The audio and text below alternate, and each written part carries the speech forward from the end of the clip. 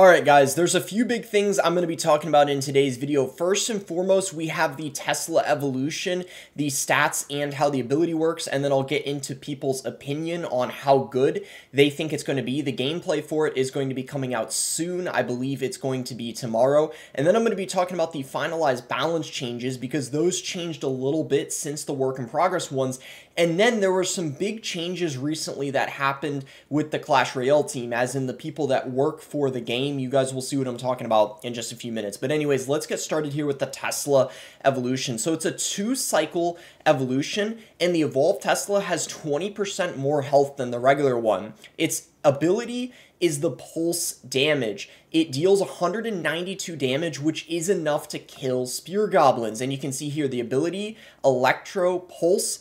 After surfacing, emits a circular pulse that damages and stuns units. So not only does it damage them, it stuns them as well. Let's get into some more stats here of the level 11 Tesla, the regular compared to the Evolve. So the regular one has 1,152 hit points compared to the Evolve. Like I said, it has 20% more, 1,382. And the pulse radius is 6, and it has a pulse duration of 1 second. Alright, so we have some more details to read here. If you notice that the Tesla had unusual behavior since the last update, this ability is probably why. So after a Tesla resurfaces, it creates a circular pulse that grows over time. Troops that are caught by this pulse receive damage and a brief stun. This includes both air and ground targets. We speculate that this is why the Tesla now hides after being deployed. Hiding forces it to always resurface, which then triggers the electro pulse every time. If this wasn't the case, deploying the Tesla directly in range of enemies would not allow it to hide and resurface to create the pulse, and the evolution ability wouldn't be as useful. The Electro Pulse has a range of 6 tiles, so this is going to be more than the Tesla itself, which just has 5.5, and like I already mentioned, it deals 192 damage, so if we look here at some units, it's going to be able to kill skeletons, bats, and even the evolved bats, the spear goblins, but stuff like goblins, spirits, and minions are barely going to be able to survive. Alright, before I get into the finalized balance changes, let's see what people's opinion on the Tesla evolution is. Every evolution helps cycle. They hate beatdown, non-biased, love it. I just can't understand why they give Evos only to cards that are already good. I mean, to be fair, the Tesla wasn't amazing, but it was already okay, I suppose. Looks mid.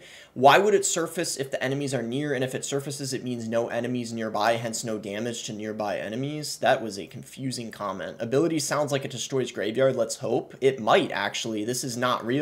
This is the final nail in the coffin. All Evos for cycle decks. Ability is so garbage, but that 20% boost is crazy. I agree. I feel like the main benefit of it is going to be that 20% health buff to it. Alright guys, now let's get into the finalized balance changes. A couple days ago I did a video on the work in progress ones, but they were tweaked a little bit, and overall I'm a big fan of the changes. Let me show you guys. You can say what you think, but one thing I'm really happy about is they added a graveyard nerf to the finalized balances. Its duration is now half a second less, which basically means it's going to spawn one less skeleton, and it might not sound like a massive difference, but that's definitely going to change some interactions and the amount of damage the graveyard gets.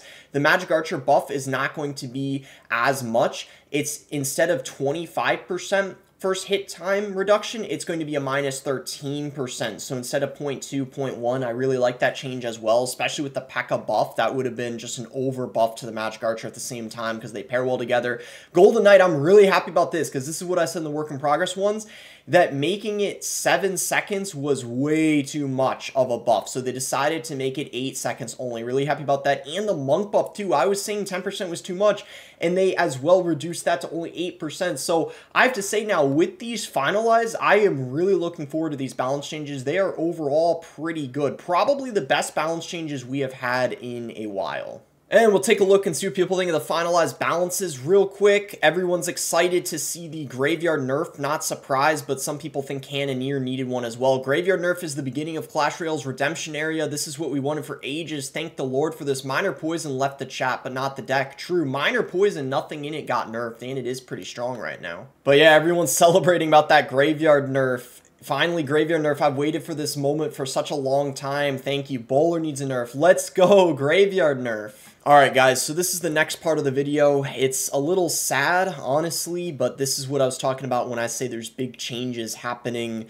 to the Clash Royale team. And it's not only Drew, there's also Max. If you don't know who Drew and Max are, they're community managers. I'm sure a lot of you guys know who Drew is, though. He's been just a beloved icon in this game for such a long time. I know, obviously, some people, you know, for whatever reason, give the community manager shit and, like, a hard time, but at the end of the day, I think most people in this community have a lot of respect for Drew and are grateful for everything he's done in the game. But basically, he announced that today's his last day on the Clash Royale team after 5 years, and I'm sure a lot of you guys watching, you know, just know Drew, especially because of how long he's been in the game. He's appeared in just so many of the TV Royales. He said here, his first TV Royale in 2018 with Seth wearing my hair. If you remember who Seth was, he was in charge of the balance changes back in the day and did some of the casting. He was a cool guy as well.